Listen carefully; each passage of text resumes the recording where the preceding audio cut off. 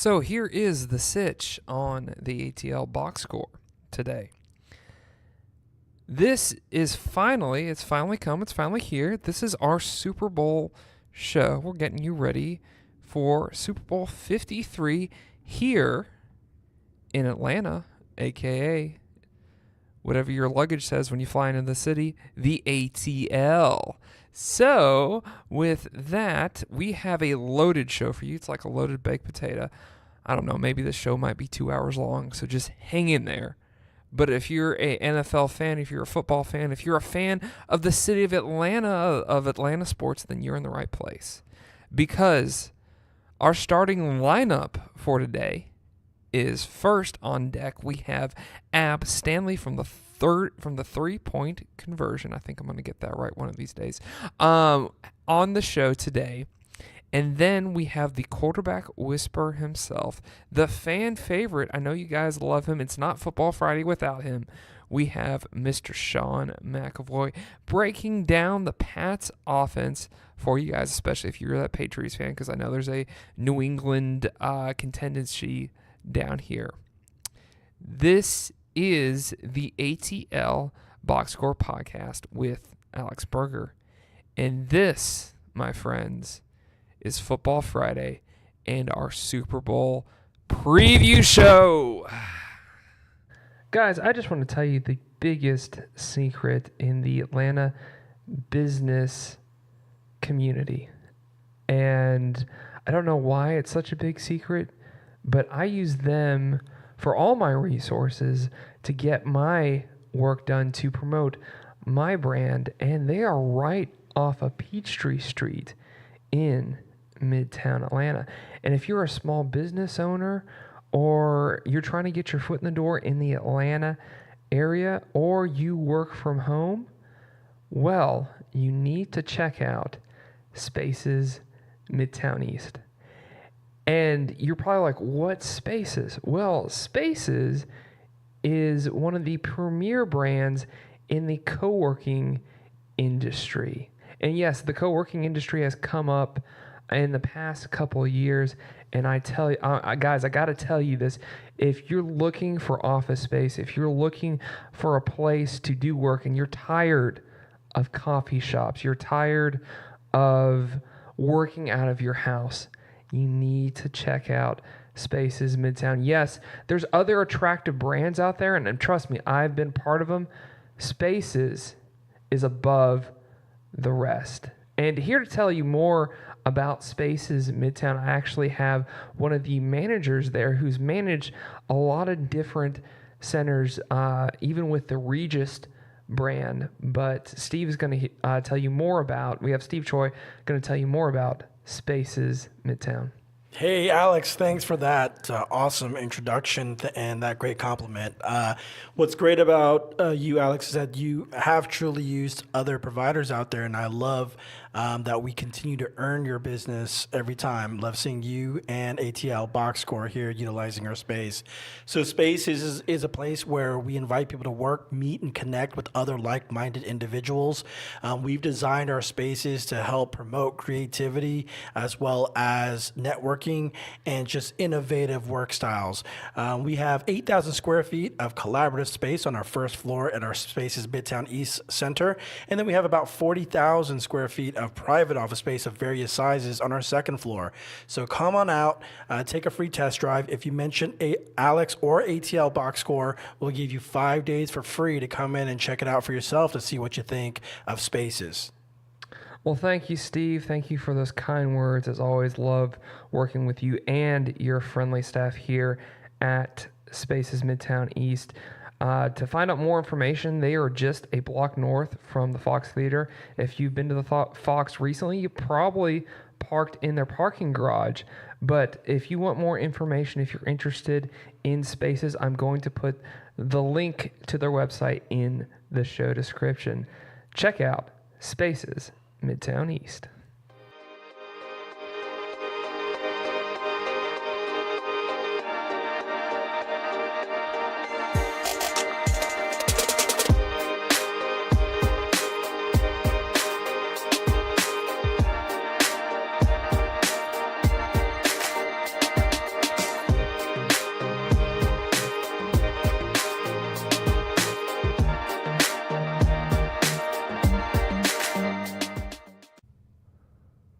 after 3 years of anticipation, with the city of Minnesota literally handing off the ball to us last year. Now it's finally here. The 53rd edition of the Super Bowl is finally here. The annual celebration of the end of football season. There'll be no games of football until August. And in case you're wondering what you stumbled upon, this is the ATL Box Score podcast with Alex Berger. And in case you're wondering, I'm Alex Berger. Alongside me joining me today is Steve Choi in this segment. And buddy, we are literally on top of the world right now. Yes, we are. We are here in a special on-site location brought to you by Regis. Is it Regis Works or Office? It's Regis. Just Regis. It's just Regis. Just Regis. Just Regis. And we right now have a spectacular view of Mercedes Benz Stadium. I wish we could get the funding. That's going to be in the books. That's going to be in the works here at the ATL Box Score to get the funding to do a live show, especially from this location right now. But downtown Atlanta has pretty much like turned into the Disney World of the Super Bowl. You have that huge banner right now on the Omni Hotel that has a Super Bowl banner. You have a lot of stuff in Centennial Olympic Park. Even before we got on the air today, and we posted this on ATL Box Score Twitter, that they're actually practicing today. They haven't done it since we're doing this bit of the show, but they've been opening and closing the roof. That thing is quick because I look once and it's open. Right. And then I turn and I could look back and it's closed. I'm like, wow, I don't even see it moving. Right, exactly. Like, I've heard 10 minutes. Man. 10 minutes. I didn't even notice. I really didn't even notice. Now it's really closed. It's definitely closed. And then there's all these air traffic, like these helicopters and whatnot they're flying around. That might be the news crew, the Civil Air Patrol doing its thing, or nice. it's Nice. They might Homeland be Homeland Security. Nice. With banners of Destin, come visit Destin, Florida. But it's a beautiful day in the A. So, loving it, man. I'm really stoked. I got to tell you, I wasn't this excited about it until I got here today. Nice. Got on my first MARTA ride. That was exciting. Yeah, if you haven't experienced MARTA, it's kind of like Waffle House. You have to experience it once. Same with Walmart. If you haven't experienced Walmart. Yeah, you can skip that. But yeah, big show today, buddy. I know, big show. Speaking of, we're going to have Ab Stanley on. He works with the 3-point conversion, and he's been covering a lot of the Super Bowl media and what's going on with that stuff, with media days, and also the pregame festivities leading up to the Super Bowl. And then we have our X's and O's guy, because if you do a sports podcast, especially in Atlanta, you need an X's and O's guy. And unfortunately, we got one in Sean McAvoy, who is our quarterback whisperer. I'm the one that named it. I'm the one that coined that phrase with him, that gave him that nickname. So I think I should have the rights to that. But I'm the only one that calls him that. So quarterback whisperer. Yeah. We'll explain in the interview with Sean about that particular name, and also too we'll talk about Tom Brady and the Pats offense. So we have Sean on to break that all down, and we actually get a prediction out of Sean. Sean usually doesn't. We don't have him on to predict stuff. David Berger likes to do that stuff, and Same with Ab Stanley and Bill Bender. Bill's all about predicting things. So, I predict this is going to be a great year for the ATL box score. How about really, that? buddy, you think How it's about going to be that a great? one? You think it's going to be a great I think year? it's going to be an absolutely awesome year. I hope so too, buddy. I hope so too, that we can just go far. And it's one of those things too, since we're kind of just starting out doing this and everything like that, and this is what we start out doing, and we found our loopholes around this. But I feel really great where we are right now, that we are on top of downtown Atlanta, and everyone else is in the NFL experience on Radio Row and all that jazz, and I'm pretty sure all that stuff is great. And I don't mean to sound disrespectful to those places, but but right now we are looking down on you guys, That's literally. right. That's We are literally looking down on you guys. What you got? What you got? So we are resourceful with what we can do here. Yeah, we could kind of like zip line from here to the bend. Right, we could. This actually doing this show. Actually, I kind of want to. We could talk about this off air, but I kind of want to just go down to Miami. Yeah, welcome to Miami. Get a Regis down there. I'm pretty sure there's a Regis that overlooks something that's significant. Sure. So Keys in the floor plan. yeah, keys in the floor plan. So yeah, you got to start working those contacts, Steve, down Let there. me go ahead and sell some space down there. Sell that space. Miami. So yeah, this is just exciting, and it's like we're gonna go walk around after we put the show out and show you all the what's going on, and because last Friday they actually closed down Centennial Olympic Park, Right, that's what you were saying. and they hardly ever do that. Yeah, it looks like it's. I don't see much activity. I can't really see the full thing, but the field right across from the College Football Hall of Fame looks like it's pretty empty. The field from where? Across the College Football Hall of Fame. Yeah. It looks like they're just setting up some stuff, but yeah. Yeah. So I can't wait. Let's go check it out, buddy. yeah, let's go check it out. So. Let's get the show on the road. Now,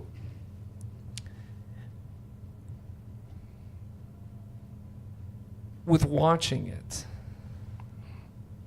Yeah. do you got plans? Oh, yes, I do. Yes, I do. I'm going to be watching the Super Bowl at my favorite weekend destination. At your exclusive club. Members only. Members only club. Members only. That's not the clan. Just to No, just but it's the Moose Lodge.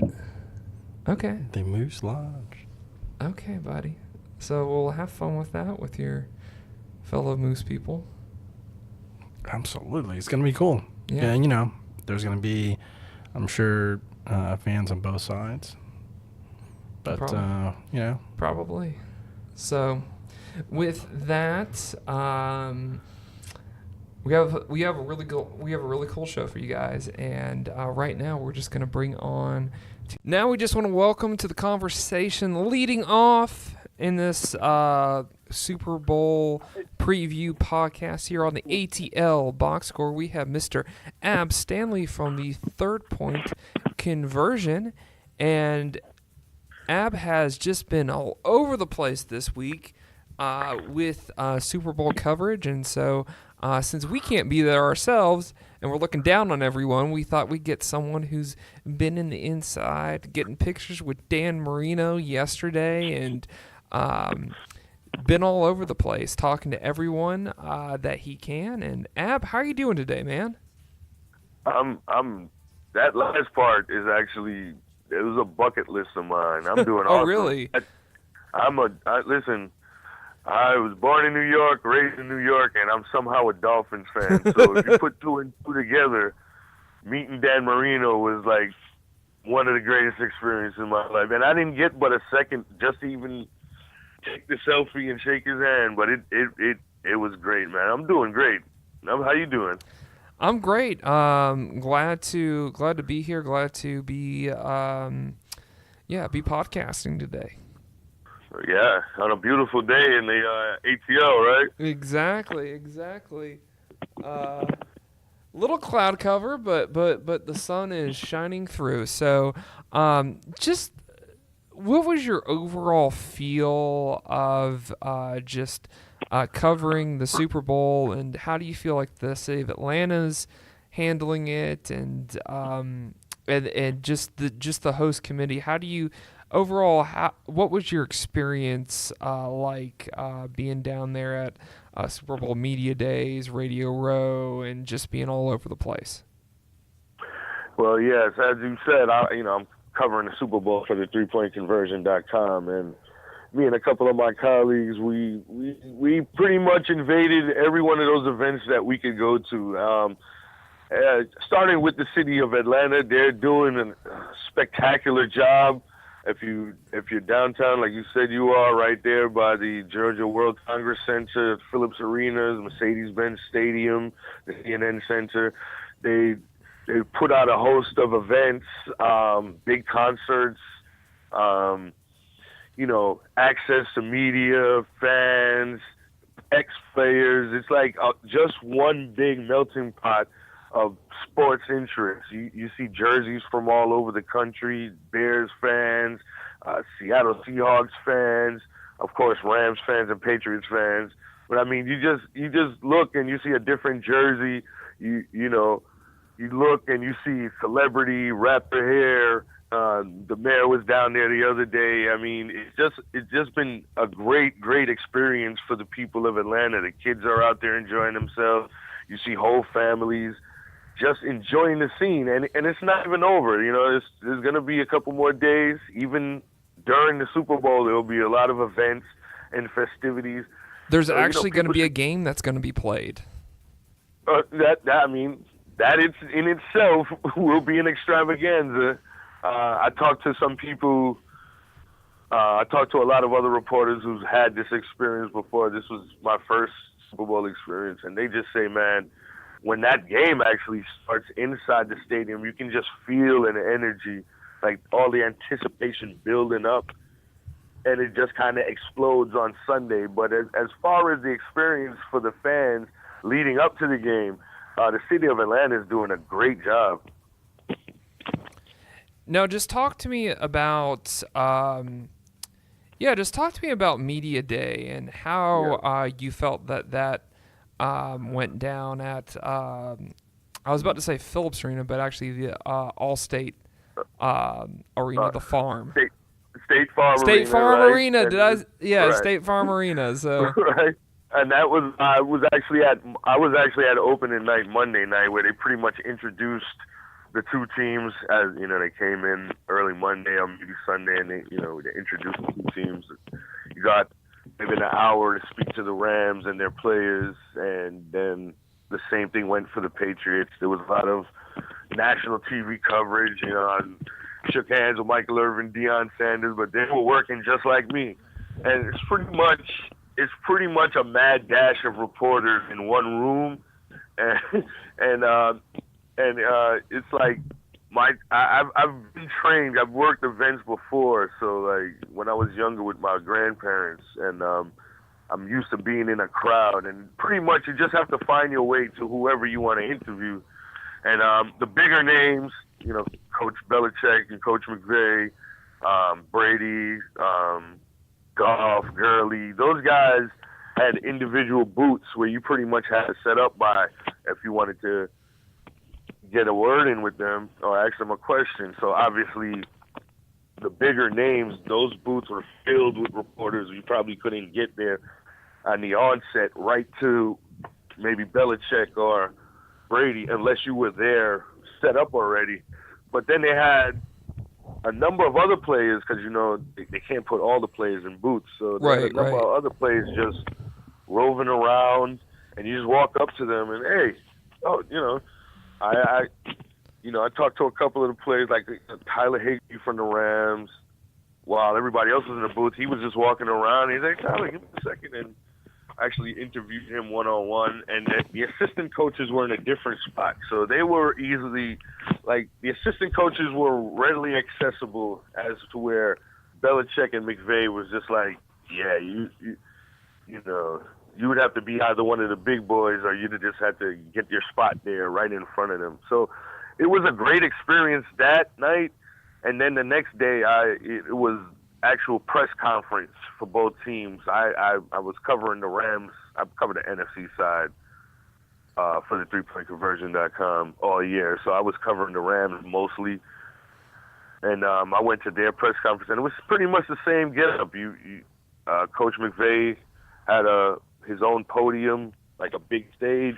He took questions there, and then everybody, again, 300-400 reporters in a little room in the Marriott in Buckhead, just filed into that room, and you had a couple players there, maybe 10 or so, and they had, again, their little individual booths, and you could walk up to them and talk to them. So it was like, what I learned the most is, you're gonna have to maybe, lift a couple weights. You go to the Super Bowl next year, Alex.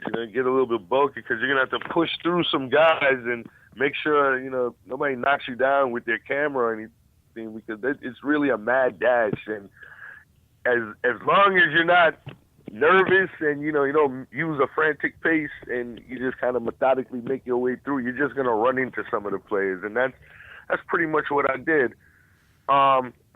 Radio Row yesterday was actually probably the funnest time I've had all week, because you just didn't know who was coming in to do radio interviews, and they were going, big boys were out there, big boy networks were out there, and they had their guys lined up, and the guys were just walking in. I saw Deontay Wilder, I saw Philip Lindsay, I saw I forget his first name, Higgins from the Browns, Bill Romanowski, Brian Urlacher, Pac-Man Jones. I mean, the list goes on and on of people, celebrities.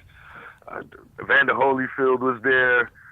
I saw, Kenny Mayne. I took a picture with ESPN's Kenny Mayne. I saw that picture on Facebook. Yeah. Yeah, you just run into people. Remember Chris Broussard? I mean, I'm forgetting the amount of people. Like, there's so much more names of people I've seen, talked to, shook hands with. I saw Sal Palantonio the other night. Like, these are people in this industry that pretty much made me want to get into it. And I can't speak for yourself, but I'm pretty sure you saw those guys growing up too. And it was like, you're in there with them, and you're actually not only mingling with them, but even like as far as Monday night was concerned, you're actually in competition with them to get some of the players' times and thoughts. So it was a lot of work. It was a lot of footwork, and it was probably the most enjoyable experience I've had doing this reporting and writing. Nice. Well, it seems like you've had a really good time, and that you've taken advantage of all that the Super Bowl so far has to offer. Now, you said you covered majority of the Rams, and you made an interesting point last time you were on the show talking about how that if you want to beat Brady, that you pretty much have to take away his receivers that just go those underneath routes like Gronk. Right. So do you feel like that the Rams defense could put Brady in potentially situations where he has to throw deep to Edelman or go deep into his receiving core to get that done? Right, and it seems like it was so funny when talking to both sides. It really seemed as if both sides knows what the other side is. The chess match Sunday should be one to marvel at, because it's almost like, we know what you're going to do, but we know we know what you're going to do, and it's like it goes in a continuous circle. So I talked to Sean McVay, right? Sean McVay. I talked to Josh McDaniels, the Patriots offensive coordinator. Right. And I asked him specifically. I said, "Listen, which matchup combination are you most afraid of?" And he said, Aaron Donald and Sue, and I asked about Marcus Peters and Brandon Cooks, and he laughed and said, "Can I say a tie?" Because he didn't want to tip his hand either way. But you could see it. You could see it in his face when I asked him about it. He kind of wanted to lean towards Sue and Donald up front, because I think the pressure can get to Tom Brady. Anytime Tom Brady has to deviate from his plan of being calm and patient in the pocket and throwing faster, it can lead to disaster. I'm not saying it will, because he's still a smart enough player to make plays even under duress. But that pressure up front will be key. And when I talked to Wade Phillips, the defensive coordinator for the Rams, I asked him specifically about James White and Julian Edelman, right? He didn't want to give him too much information, but when in regards to James White, the question came out, and I asked him the question wrong, by the way, at first, because I mentioned Sony Michel, and he knew what I was going to ask him. Right. I said, I'm sorry, cuz. I was like, James White, and he was like, there you go. And I was like, yeah. I said, do you plan on playing him like Alvin Kamara? His exact words was, James White is capable of taking over a game, catching the football. He said something else one or another before that, trying to not give me any information, but he said that little bit of information shows me something. James White can take over a game catching the football. That means in Wade Phillips' head, James White can't take over these games catching the football. So it looks to me as if the Rams are going to try, especially to knock off White in particular, coming out the backfield, the same way they did Alvin Kamara in the second half of the NFC Championship game. As far as Gronkowski and maybe Edelman or Cordarrelle Patterson is concerned, Belichick is going to come up with some stuff. McDaniels is going to come up with some stuff. And another thing McDaniels said to me, which I find very interesting, because pretty much every coach I talked to, said the same thing. He's like, the Patriots are going to play their game. So they're not going to deviate much. There's going to be a scheme. There's going to be a plan, and they're going to execute. And that's what they're ready to do. So whatever the Rams come with, they can't just come with that for the first half. As unfortunately, here in Atlanta, we know that all too well about playing great in the first half of a Super Bowl and then not so great in the second half of a Super Bowl versus Brady. These are games versus a mind like Bill Belichick versus a mind like Josh McDaniels versus the arm of Brady that you can't let up. So if you've got a wrinkle that you're going to try and it works in the first half, first quarter, whatever, you have to have a different wrinkle for the second half. If you're running the football in the first half, they're going to adjust. If you're stopping their run in the first half, they're going to adjust. They're the Patriots. Adjustments is what they do. Now, you had a chance to talk to Wade Phillips, and today on that ESPN show, Get Up, excuse me, they had Von Miller on, and Von Miller talked about that when he was going against the Patriots, the way they stopped their offense, because their strengths were having edge rushers and putting pressure up the middle, and that just and that's the Rams' MO. So how do you feel about that assessment, and could the Rams have a leg up because they have that attacking style? Yeah, the problem with comparing certain teams to personnel, I think that Denver team is Von Miller and DeMarcus Ware, I believe the other end was. They just had two elite coming off the edge guys. So when you had to spread the line team to try to double team the edge guys, the coordinator could bring pass rushers up the middle. He could bring blitzes up the middle, and then there's nobody to block those guys. And see, that's the chess match Phillips is going to have. The difference with this team is he's not going to have to blitz to get pressure on Tom Brady. He can use his front guys. if he runs a couple of stunts, maybe have, if you know what a stunt is, you get a guy, Right, he yeah. tackles will come off the line and he switch positions and then he rush in, you understand? And then, maybe the DN will drop back and, and the line will shift down and then they'll pressure from one side just to see. And, it's going to be real interesting to see exactly how they do it. But he can get pressure with his front guys up front, with Sue, with Donald, with Michael Brockers, and the guy that just picked up from Jacksonville. I always forget his name. Leonard Williams, I believe his name is. Those guys, was it Williams or Fowler? Those guys in the front four, basically, they'll be able to create pressure as long as Phillips can move them around.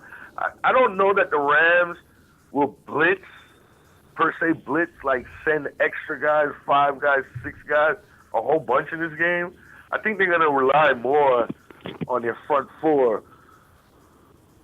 to get pressure so that they can get better matchups in the secondary and in those intermediate routes that we talked about last week where, Brady will just kill you 10 yards, 15 yards down the road. I don't think I can't speak for Wade Phillips, but I really don't think they want to have too many blitzes. If they can get the front 4 guys up and running toward Brady, toward the running backs in the backfield, it'll work really well for them going into the game. I mean, going into the end of the half and going into the fourth quarter at the end of the game. Mm-hmm. What's your feel with Todd Gurley? Because Todd Gurley hasn't been himself recently, and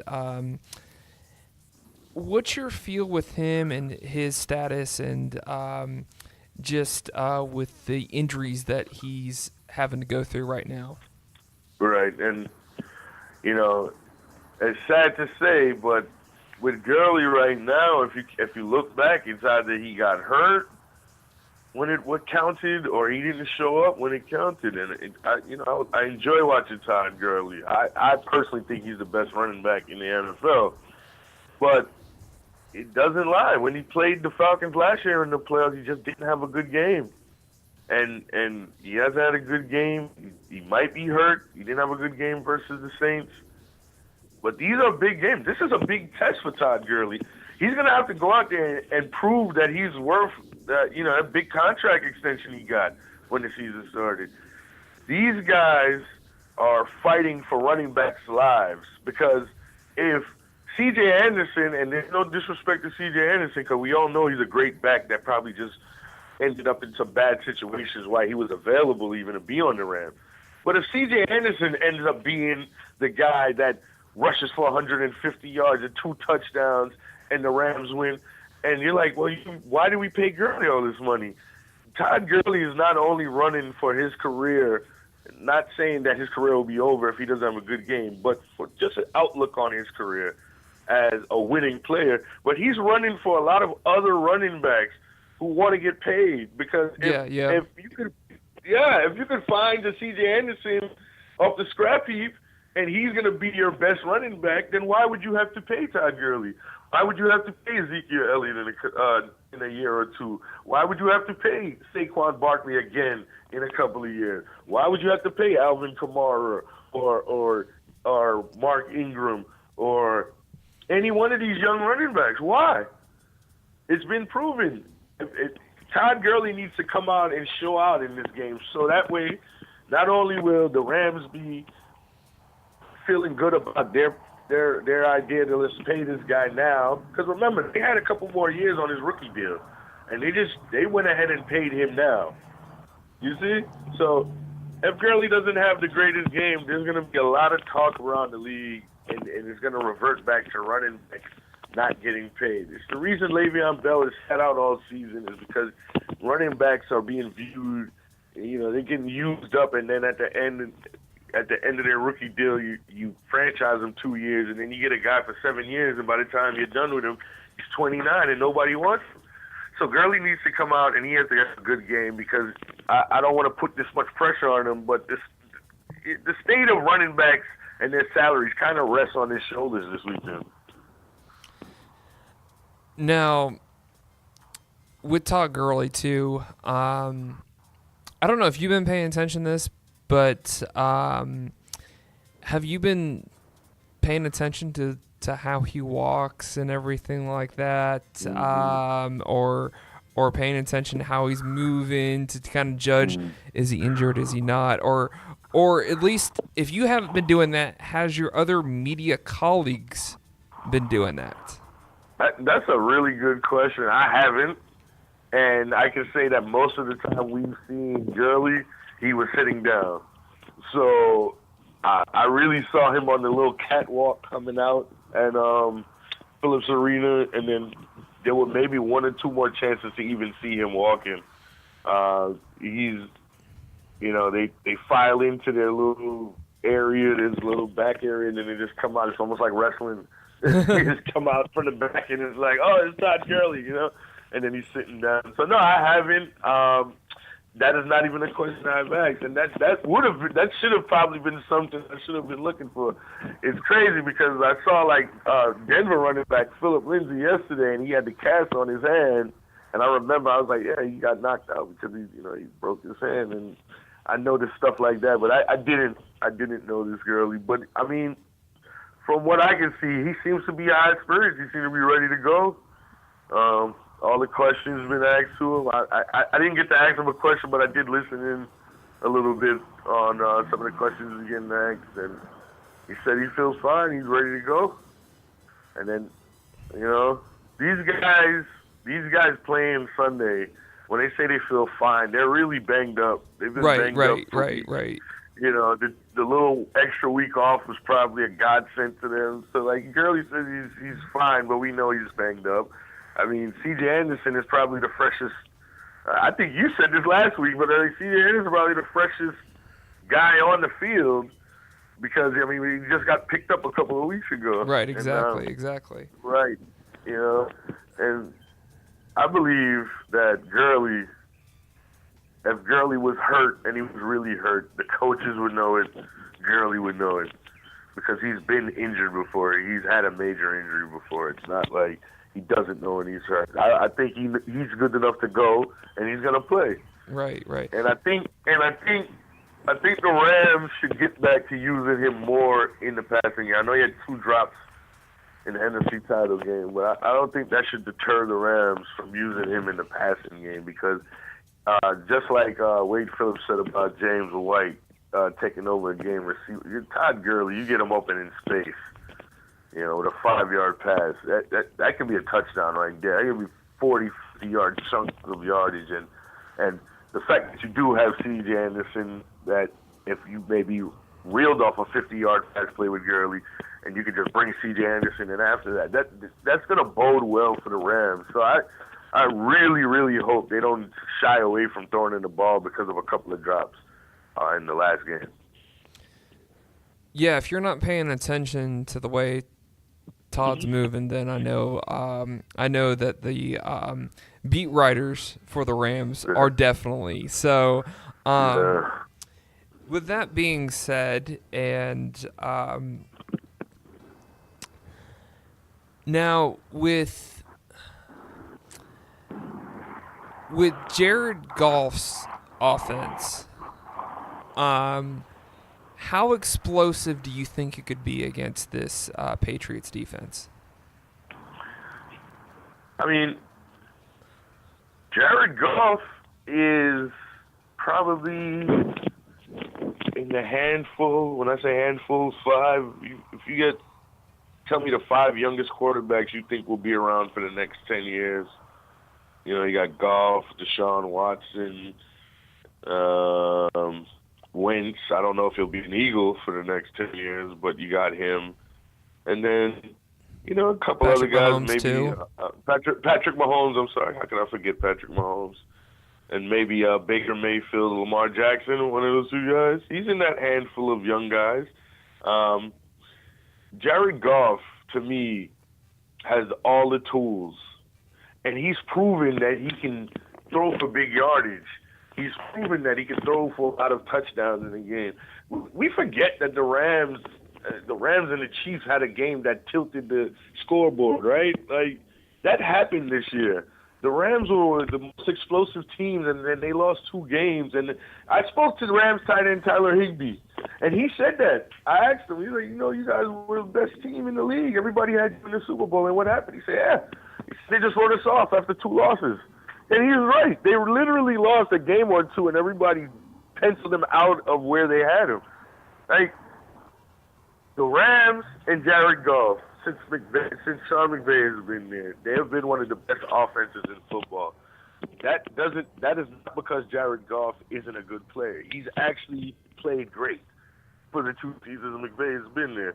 So I just don't know that you can do that to a quarterback. He's playing great all season, then he has a bad game or 2, and then you start to question his whole career because he had a bad rookie season. I thought we got past that bad rookie season. I thought we all chalked it up to Jeff Fisher wasn't an offensive guy and he didn't know how to get the potential out of Goff that McVay knew how to get. I thought we got past that.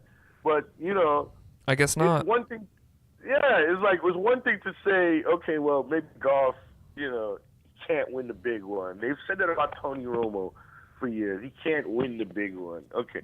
Is Tony Romo a terrible quarterback? He put up great numbers, right? Jared Goff is going to put up numbers.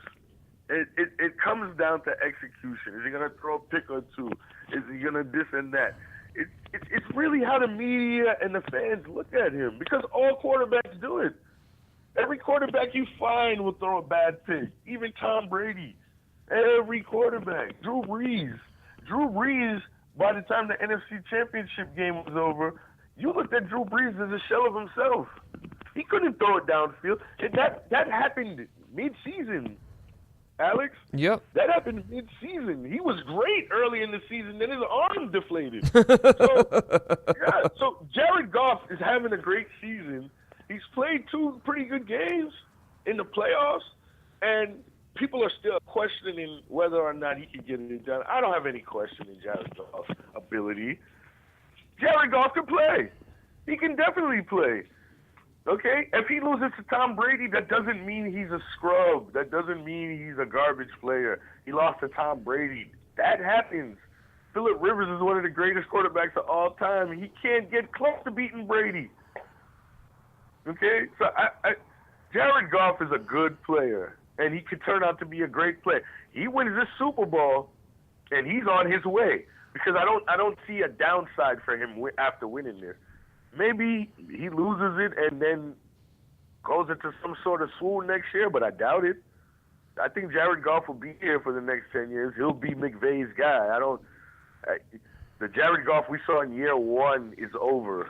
The Jared Goff we see these last 2 years is a pretty good top 10, maybe even top 5 in a couple of years caliber kind of quarterback. And we should stop. These young guys shouldn't get chastised for having a bad game or 2.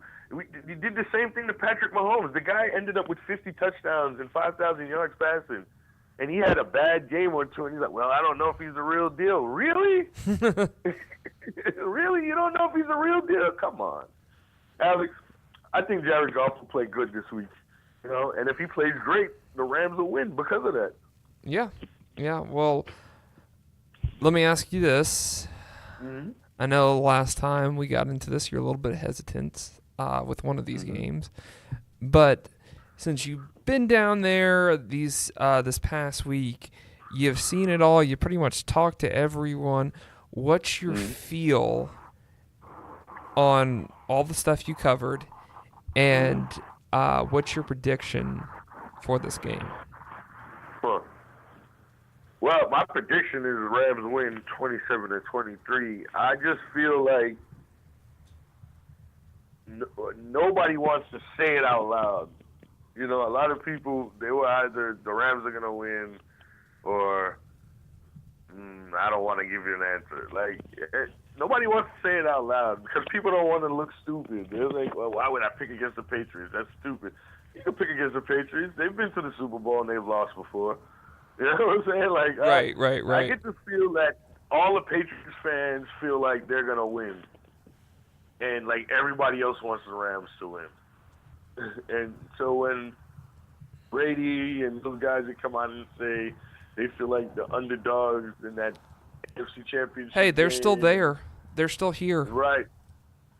That's the chant. We're still here. You know what I'm saying? That's the chant. Chant from the fans, the chant from Brady. That's what it is. They are.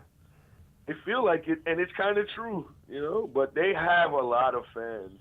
Like, the Patriots have built a dynasty. They built a mega machine of championships, fandom, inventory, merchandising. They're just a machine, man. So, like, everywhere you go, under every rock, in every cave, every country, every grass and sea, from sea to far wide, maybe even on the moon, there's a guy with a Patriots hat, jersey, whatever on. So, you know, God bless them. But you knew that was going to happen, though, because just back 18 years ago, that the Patriots have always had a good following in that New England area. I mean, it's just a powder keg that's ready to explode. Like, that is sports country. I mean, the way that they worship Bird back in the 80s with the Celtics in 2004 with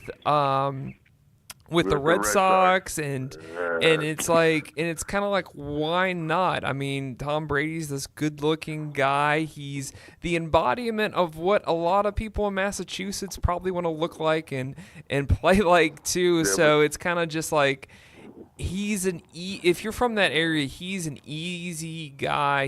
This is the easy team to like and fall in love with, like my brother. So yeah, but in that area is understandable. Of course, Boston, the New England area, Rhode Island, you know, New Hampshire, Maine, those areas, of course, they're gonna love the Patriots. But I mean, they're Patriots fans in LA. You know what I mean? I doubt there's too many Rams fans in Boston, in that area. There are Patriots fans in LA. The Patriots came to Atlanta. You know, the Patriots beat Atlanta in the Super Bowl. There are Patriots fans in Atlanta. Like, that wasn't like that when I was growing up. You know, I'm from New York. There were two teams. And in the 90s, the Jets and the Giants. In the mid-90s, the Giants weren't that great. But it was a powder keg that exploded. That's exactly what happened. What really happened is, remember, the Patriots were the team everybody rooted for back 18 years ago. Right. Everybody wanted the Patriots to win in 2001. All these people now who hate them and, I'm sick of seeing time. You wanted them to beat the Rams. You wanted them, because as much as we hate to admit it, if your team is not winning, you're going to hate on the team that is winning. If you're not a Bulls fan, you're not going to like the Bulls. If you're not a Warriors fan, you're going to hate the Warriors. I'm a Lakers fan. People hated Shaq and Kobe. You know what I mean? Why? Don't you want to see people win? People hated Brett Favre because he was always in the NFC title game. He was always in the playoffs. He won his Super Bowl. This is what people want. They want to root for an underdog, and they want to see someone win. But then when you win obsessively, right, that's when people just kind of just get off. But we actually ran out of time, so I'm glad to have you on the show today, Ab, and always a pleasure. Where can we reach you at on social media and the 3-point conversion? Tell us more about that, where we could see your articles, videos, and whatnot. Okay, I am Ab Stanley. I'm the senior writer for the 3-point conversion, the3pointconversion.com. You can find us on Facebook at the 3-point conversion, on Twitter, Instagram, and YouTube with the same at 3-point conversion, right? We also have a radio station on Spreaker.com, and we do a local Atlanta show for anybody locally that wants to listen on 1100 iHeartRadio, 1100 AM from 10 to 12 tomorrow, Saturday. So check us out, man. We got some great articles and some great videos, and we got a ton of highlights from Super Bowl week. Thanks a lot, Alex. No problem. As long as you're not in a competition with this show, everything's gravy. So, I would think after a while we have some sort of camaraderie. I hope so. I mean, I would love to be on your guys' stuff. So. Yeah, Well, you pencil yourself in when I start my radio show. How about that? Okay. Cool. That's a deal then. All right. Thanks, Ab. Appreciate you being on the show. All right. Talk to you later. All right. Talk to you later. Bye. Bye. Here on the ATL Box Score now, we just want to welcome to the conversation the quarterback whisperer himself. No one else calls him that, by the way. It's just me that gives him that nickname. Mr. Sean McAvoy, who just got back, I think, from a quarterback takeover, or he's in his mobile office, going from one field to the next. And Sean, how are you doing today, man? Alex, man, how are you? By the way, there's never more truer thing said than nobody else calls me that except for you. It's certainly not a nickname that I've, have earned in any way, but I appreciate it. Hey, I just wanted to kind of jazz you up a little bit because you give a lot of wealth and knowledge, and you don't seem like a type of guy that would rip a guy's head off. You more seem like the calm, cool guy that kind of like Mark Rick. That if a guy throws an interception, you'll mainly encourage him than try to decourage him and stuff. So that's kind of where I got that from. And you are correct there. That's definitely, it fits my coaching style perfectly. Exactly. You don't have to be that guy that gets into their face. You can lead by encouragement. I feel like that normally works out better anyway. So. Right. So, just tell me about your last training session, because before we got on, before we started recording, you mentioned that you were working with Quincy Avery, who's in that private quarterback training world, who's one of those names, and he actually has some contacts with some good pro players and stuff. So just tell me what you were doing before you were got on the show with us. Yeah, no doubt. So Quincy Avery and I, we kind of linked up to do this whole quarterback takeover thing over the last couple of years. But Quincy, has worked with Deshaun Watson for years and Josh Dobbs and on those guys since high school and college, and is now doing Dwayne Haskins draft prep as well. They've worked together for 5 or 6 years. So with all the Super Bowl stuff, they were just in town doing some media events. So we got a little draft prep session in earlier this morning with Dwayne Haskins. Josh Dobbs came in to throw as well. Jordan Palmer, who a lot of people know, has become kind of the it guy these last couple years with doing the high-profile quarterback draft prep. He's working with Jarek Stidham now and Drew Lock. And the quarterback from Buffalo, Tyree Jackson, Gotcha. is doing his draft prep as well. So just Tyree and Josh Dobbs and Dwayne Haskins were in town today, just working through some draft prep stuff ahead of Super Bowl weekend. So what's Josh Dobbs doing nowadays? I know it's been a couple years since he's been out of Tennessee. For those who don't know, he's with the Steelers now, so he's the backup in Pittsburgh behind Ben. So he's in his second year now with the Steelers and going into year 3 now, but doing a great job. Obviously, to get into a backup role on one of the 32 teams in the NFL is something in of itself. So just continuing to learn and develop within that system, and it's so hard to be a backup because you got to be ready to be called on at a moment. You can't really prepare for your moment. So just continuing to try to stay ready as best he can, and continue to develop and adapt to the NFL style of play. Gotcha. Well, since it's Super Bowl weekend here in Atlanta and it is full force, that's why we are on location. Just because we talked about the Rams offense in the last show, so check that show out if you haven't listened to that show. But now we're going to talk about the Patriots offense, and I hope if you're David Berger, you're listening in, because I know he's a huge Patriots fan.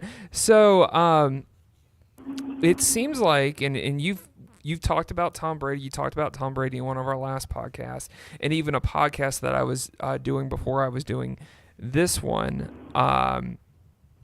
But it seems like that this offense this year for the Patriots is a lot based on ball control. They'll try to run the ball when they can, and when they can't run the ball, they'll set up for because they want to set up for a third and short type of situations and get it to the playmakers out on the outside to get a 5-10 yard gain.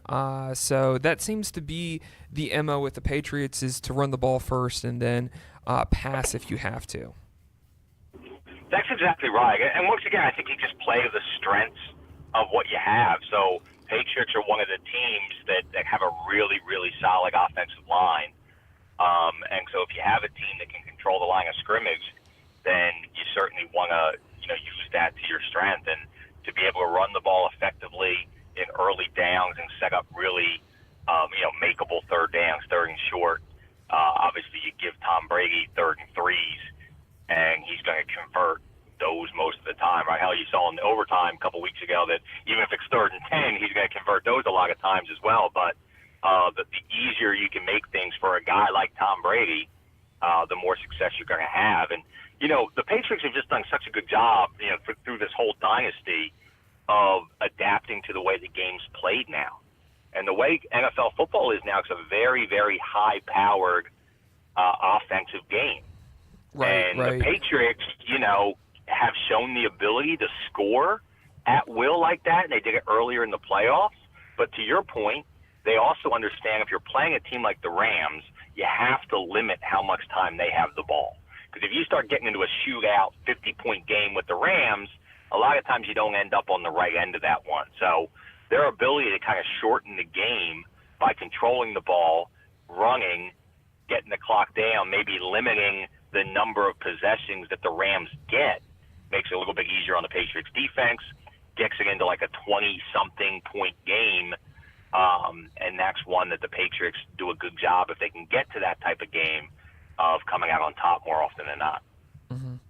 Now, you were a part of an offense recently, being one of the guys that had to deal with the play calling and stuff. Just let me know, what is it like to be in part of an offense that you rely heavily on your run game and that you have running backs that are good just to pound it either inside, or like a running back like Sony Michel to go outside, or a running back like they have that can do a little bit of both? Yeah, well, think about it from the defensive side first. It's like, what makes your life difficult? So if you have to defend everything, right? If you have to defend a power run game and also speed to the edge, and you obviously have a quarterback who can stretch the field and make throws, it really makes it difficult if you have to defend the whole field every play. So the problem that some offenses have is they can't check all those boxes, right? Maybe they have a really powerful passing game, but the run game's not there. And so if you're defending that team, you're like, okay, we can lean towards our coverage and make sure we don't get beat over the top, keep everything in front of us, and maybe our front four can shut down the run game. But when you're playing the Patriots, they can beat you all those different ways. They can kind of check all the boxes. So you can't overcommit defensively to one aspect. You can't just say we're going to take away the run because Julian Edelman and those guys and Gronk, man-to-man coverage are going to shred you with a quarterback like Brady. And then if you sit back and try and cover with 7 to make it difficult for Brady, well, he'll just hand the ball off and let the running backs beat you. So just so difficult to defend. And I don't care how good your quarterback is or maybe how not talented he is, having a great run game is going to make it easier for both of those guys, right? So I think having a great run game is just as important for a lesser quarterback as it is for even a great one. Make the game easier for that player, and then you'll just see what he's able to do with it. Mm-hmm.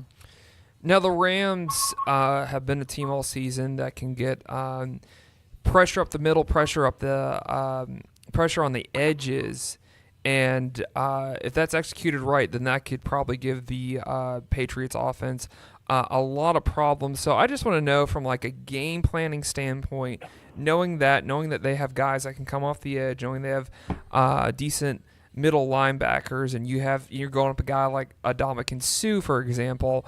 What's the game plan going into attack that style of defense?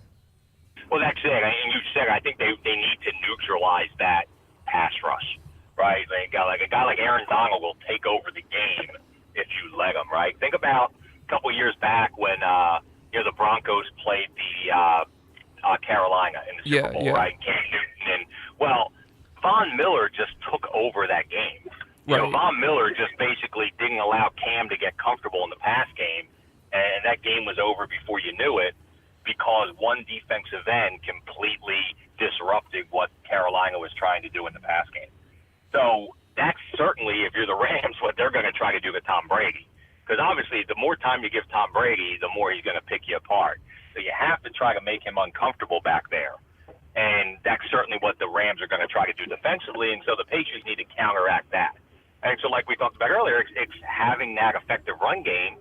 So now if Aaron Donald can't just pin his ears back and go after Brady, and he's got to now play the run as well, now you set up opportunities maybe in the play action pass game, or you at least slow down the defensive ends from coming upfield because it'll create big run lanes, for the Patriots offense. So I think that's first and foremost is to establish the run game for all those reasons we talked about earlier, like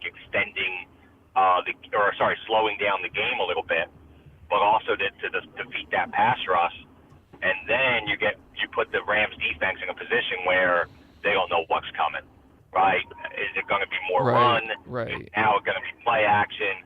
And now when you have the other team guessing and you're as talented, obviously, as the Patriots are, you put them in a real tough position. You know, if you're the Rams, they want to get up 14-0 out of the gate, right? Because if they can get up 14-0, force the Patriots to have to play catch-up, they can't slow the game down anymore because they need to score quickly. They might not be able to establish the run game as effectively because they have to throw to score. That certainly very quickly that game can tilt into the Rams' favor if they can get a lead early. But I think the Patriots' plan is definitely to establish the run game, slow down the Rams' pass rush, and then kind of set up Brady in optimal position to make plays. Mm-hmm. Now, speaking of Brady, and now we're finally going to talk about him, the Jesus of the NFL. Probably one of the most, by the end of it, obviously he's going to be a Hall of Famer. Probably going to be the most recognizable quarterback, I feel like, when it's all said and done. Outside of that, talking about his game specifically, because he has a motto that it's like, if you want to beat me, then you better you better give it your all. You better beat your body to beat me because I'm giving mine. Yeah. Is his MO, and like that's pretty inspiring for a guy who had a wishy-washy career with Michigan, but somehow in the Rose Bowl came back and beat Alabama, and then a guy that's won 5 Super Bowl rings.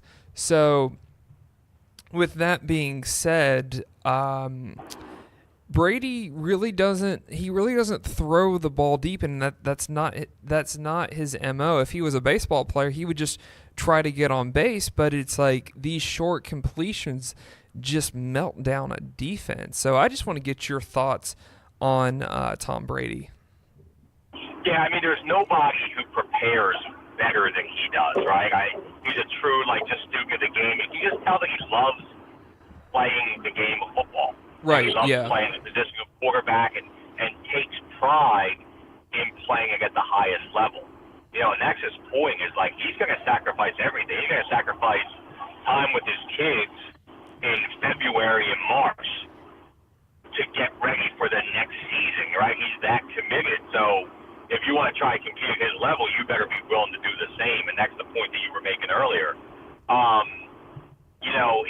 He talks a lot about his experience, The reason he thinks he's playing at his highest level now is because he's had more reps now than he's ever had before, right? Right. So, every season he plays, it goes back to that old, 10,000 hours thing that, Malcolm Gladwell used to talk about, where it takes 10,000 hours of doing something before you can be an expert in it. Right. So guys that are 3 and 4 and 5 years, even if they're, Pat Mahomes with an incredible amount of talent, they don't have those hours put in yet. They've never seen that defense run that coverage, 10,000 times on film and live reps and games. And Brady has all of that knowledge at his disposal. And so where he's at mentally is just another level. And that's why you're seeing, look at the way Drew Brees played this year. And you're seeing so many of these guys still playing a high level late in their career, because I think you get to a point where the mental aspect of playing that position at a high level becomes even more important than the physical, or maybe can offset some of the lack of physical that you lose as you get older. So that's key. When you talk about Brady, it's about how smart, how informed he is mentally, always puts himself in the right position, makes good decisions, and then he's also put the work in to be a super consistent passer, right? And it doesn't have to be throwing the ball 60 yards down the field. It's anything under 15 yards. If there's any open window, he can make sure he can put the ball in the right spot every time. Like I said, I alluded to it earlier, but there was nothing more impressive to me than an overtime of the AFC Championship game, which is clearly a high-pressure situation. Right. They weren't able to do the things that they wanted to do, get good yardage on first and second down to make the third downs convertible. They're in 3rd and 10 3 times in a row on that drive, and it doesn't matter. It doesn't faze him. He finds the coverage, he finds the right read, he sees it pre-snap, and puts the ball in the perfect position to keep the chains moving. And, I'm not sure I've ever seen it done better in a higher level situation than he did in the AFC Championship game. Yeah, absolutely.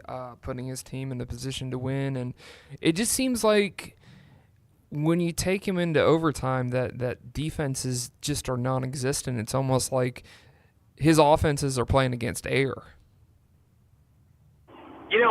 It's so funny because just as we talked about how many mental reps he's gotten to get to this point, that continues throughout the game, right? So you prepared all week and you watched film to play your opponent. But then they're obviously doing the same. So they're giving you some different wrinkles, some different looks, and things like that maybe early. But by the time you get to the fourth quarter in the overtime, a guy like Tom Brady's got a pretty good idea of now what that defense is and how to attack it. It's why that people talk so much in college football and the NFL like it's so hard to beat a team twice. Right? It's so hard to beat the same team twice because you know so much more about them now, and conversely they do about you, that it's hard to give them something that confuses them. And you see Tom Brady and the best guys like Drew Brees do that even quarter. They figure out now how to attack you, and it does. It seems like the later you get into games, the more that they just got to figure it out, and you can no longer stop them. And it's why you saw both the AFC and the NFC Championship game, very low scoring in the first half, first 3 quarters, and then all of a sudden you're scoring 30 points apiece in the fourth, right?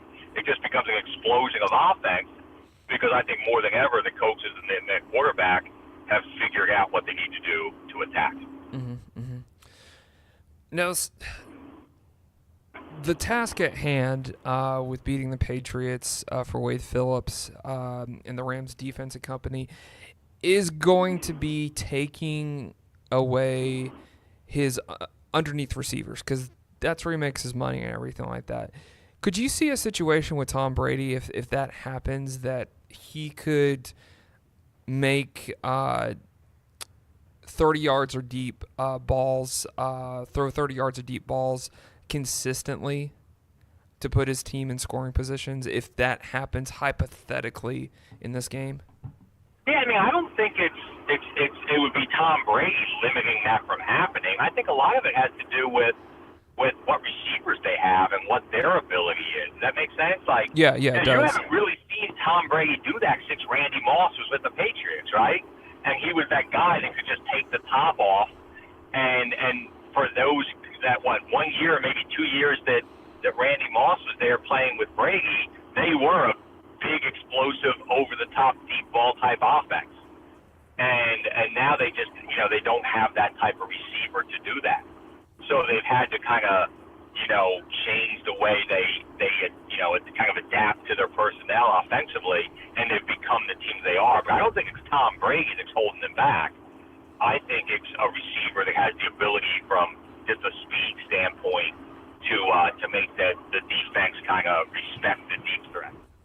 Because they can, if the Rams decide to sell out and take away, maybe play some really heavy man under coverage, get really aggressive, taking away the Edelmans and the Gronks and being physical in the first 10 yards, and open themselves up to some deep ball shots. Yeah, there's no doubt in my mind that Tom Brady can make any throw he needs to beat you. Mm-hmm. Yeah, it seems like Edelman for them is that receiver that when you got all your speed, when the defense has all your speed covered, well, he's that guy coming down the seam, and you saw it against Kansas City. Yeah, I mean, and that's the thing is, like, you're right, I know it was a hypothetical question of, if the Rams were able to take this away, but the reality is, and what every team realizes now is that's so much easier said than done, right? Like, who do you use to take Gronk away, right? Or who can stick with Edelman man coverage underneath to actually take him away? The defense going to have to be super creative to try to do that, which will be interesting. Obviously, if there's anybody who can do it, it might be Wade Phillips and all the years of experience he has calling defenses. It's going to be a heck of a matchup. I mean, there's maybe no coach better than Bill Belichick, but man, there's as much experience on that defensive side of the ball for the Rams and Wade Phillips, and as new age and explosive and different way of looking at things offensively, and Sean McVay. It's going to be as great of a coaching matchup as it is the players on the field. Right. Yeah, it's that. What the Rams got, they have the old school mindset with Wade Phillips, and then you have Sean McVay, who's the new school mindset, and same thing on the other side with Bill Belichick. I mean, you're right, and Josh McDaniels, who obviously Josh been McDaniels with New England for so long now, but you're exactly right. Very similar in the way they're set up there, and I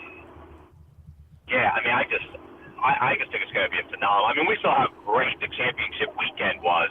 When you finally get down, it happens to be the 1 and 2 seeds that went through all year long in both the AFC and the NFC, and you just got the best 4 teams, arguably, in all of football playing, and now you could argue you got the best 2 teams playing now in the Super Bowl, and just a lot of great athletes on the field, a lot of great coaches involved, and I have a hard time believing that it's not a really close competitive game on Sunday.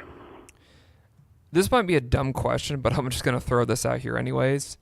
Having a guy like Josh McDaniels, who's been with the Patriots forever, pretty much Tom Brady's whole career, how much is that an advantage for Tom Brady that they could have that relationship, that they've been around each other for a long time? Because usually in a team's chemistry,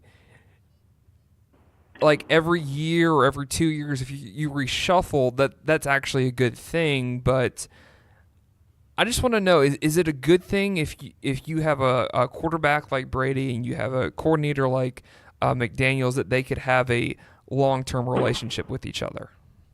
Oh, I think that's the optimal situation. And you're right, it never happens because, like, the Josh McDaniels of the world normally are the hot candidates for head coaches right. the next year. And now Josh had that opportunity and it didn't work out, and now he's kind of back. Remember, he had been there from the beginning and then had left to take the head coaching job with the Broncos, and now is back. So he's a unique situation where, he's had so much time with his quarterback. Most of those guys, like I said, that take that head coaching opportunity kind of never return back to the same role.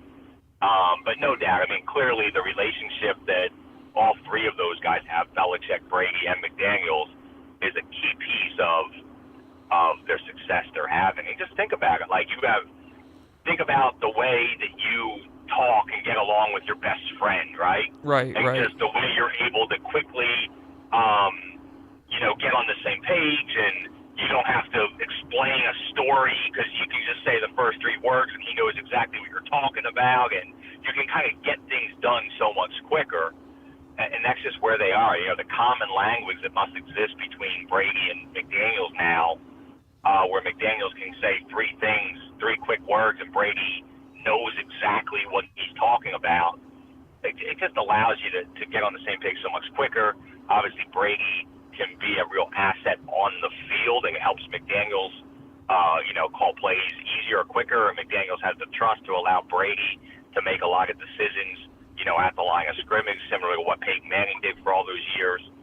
And it only happens through a lot of years of kind of mutual respect and trust and building that relationship. And the reason you don't see it all around the league is because very few guys get to that point. I mean, locally with the Falcons, we've talked about with Matt Ryan, right? Looked like Matt Ryan and Kyle Shanahan finally had something that clicked, and then Kyle Shanahan's gone and takes a head coaching job.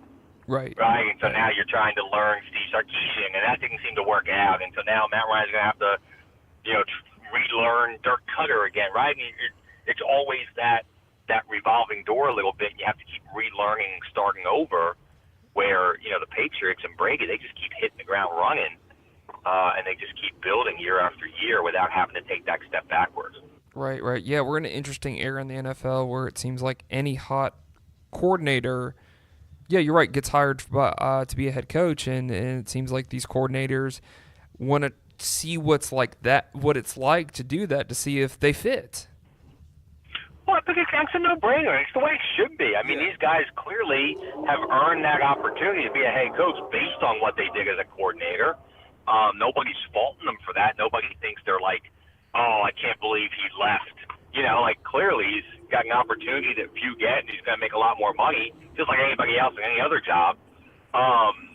So it's just the nature of it. But, yeah, it's such a unique situation now that, I don't know if McDaniels isn't getting the opportunities now because it didn't quite work out the first time, or I tend to think that maybe he's like, maybe that's not for me. Right. There's a comfort level of doing this with the greatest head coach, arguably, in the history of the NFL, and the greatest quarterback of all time.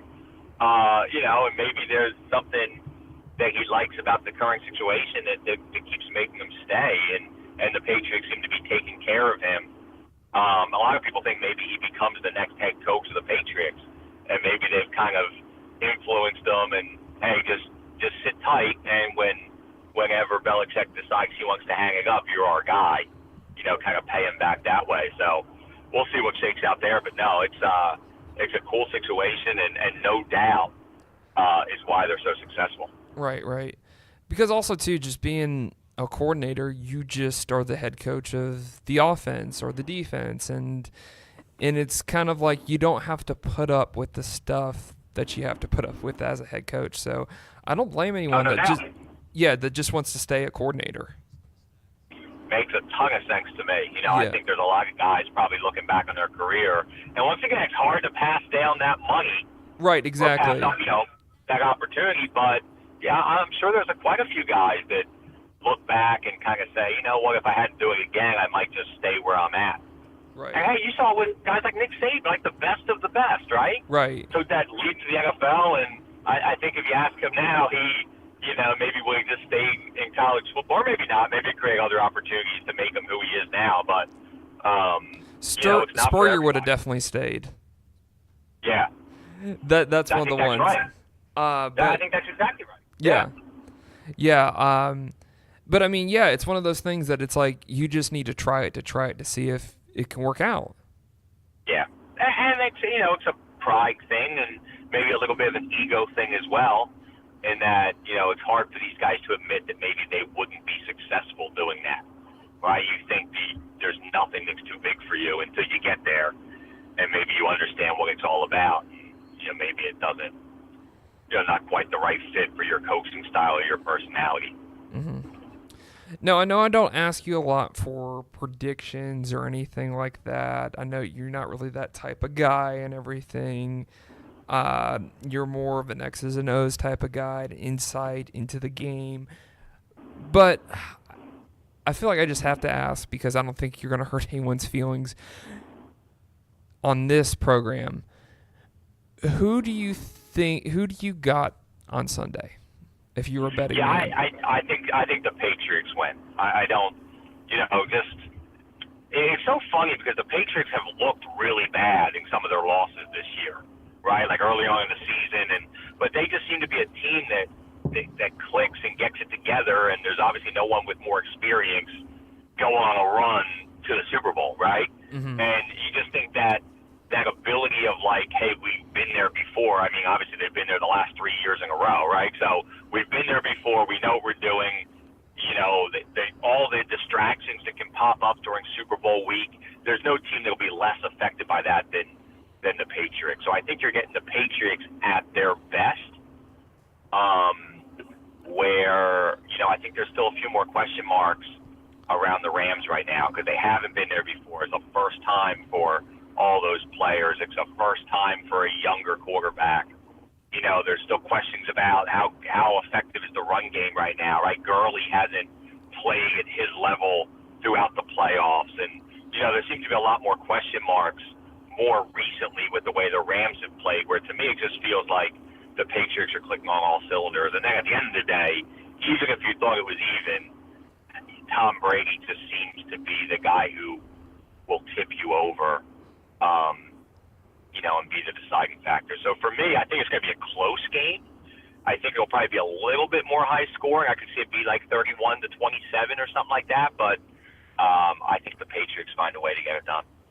Last question, then we'll get you out of here, Sean. Yeah. I don't know if you saw this, and it's okay if you didn't, but you mentioned this guy kind of towards the middle of our conversation. And this guy's not a traditional quarterback, but in his mind, he really wants to. Von Miller threw at the quarterback competition for the skills competition for the Pro Bowl. And when he did that, I don't know if you saw it, but when he did that, he had a pretty good release. He just wasn't accurate. So I just want to know from you, when you're working with a guy that has a good release, can get the ball out on time, but he's just not accurate, what are some things that you would coach him up on to help his accuracy? Sure. Yeah, and it's so funny. And by the way, the number of offensive linemen who throw the prettiest spiral 80 yards would blow you away. I see it consistently, these big guys who just are able to, right, because they're big, powerful guys and they're athletes, right? These guys are all Lorenzen. athletes first. Yeah, exactly right. Exactly right. And the reality is athletes understand how their bodies function. Right. And so they know how to be nice and fluid, and they've been throwing the ball. We all have. Any kid that plays football has been throwing the ball since he was 6 or 7, right? Just because he's a lineman doesn't mean he doesn't have catch anymore. But anyway, so to answer your question, it's what these guys don't have is a consistency in their upper body throwing motion. Okay. Right? The mechanics of getting their arm through nice and fluid to the same consistent spot every time is basically what you're talking about. Because they're not putting in the time to build that kind of muscle memory. So every time they throw is a little bit different than the time before, and that's what's creating their inaccuracy. So, no, I mean, honestly, a guy like that who has a lot of things natural, it's just a matter of making a couple adjustments to kind of lock him in to make sure he's always starting from the same throwing position, having the arm accelerate on a fluid arm path, and finishing in the same position. And if you wanted to commit back to the 10,000 hours, and not that it takes quite that much time, but if he wants to commit to building that effective, repeatable throwing motion, then I'm sure you could lock in a guy like Von Miller and get some of that accuracy back. I have so many more questions, but we're running out of time, and I think if I start asking them, I'd probably have to be paying you money. Well, we would go down a rabbit hole, man, and all of a sudden this would be a 14-hour-long podcast about quarterback mechanics. Trust me, I've been there in many conversations, so I get it, man. All right, and yeah, we'd probably lose some of the audience too with that. So thanks for being on the show today, Sean. Where can we reach you at on social media? If we do have questions about how to throw an accurate ball or ball placement or just what we talked about today, where can we reach you at on social media? Yeah, QB Coach McAvoy. I say Twitter and Instagram. We talked about this a little bit last week on the podcast. We did. I started doing that weekly Q&A thing, which has been cool. I've gotten a lot of great engagement, a lot of great feedback.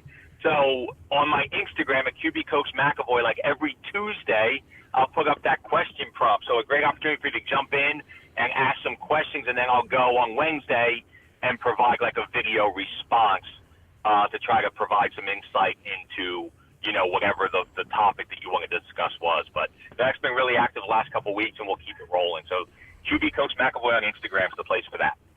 Well, cool. Thanks, Sean, for being on the show today, and enjoy the Super Bowl weekend. You as well, Alex. Always a pleasure, man. I'll talk to you soon. All right. So now, as promised, I am going to give you my prediction. Let me adjust my mic real quick. Yeah, I'm going to give you my prediction for Sunday's game. And my prediction is that the roof on Mercedes Benz Stadium will be open. That's my prediction. Nice. Womp womp. I'm not picking any of these teams because I want to make friends than enemies. Good job. Play both sides of the fence. Exactly.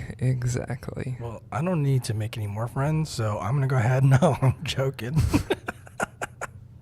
Well, that is our Super Bowl. Our Super Bowl show.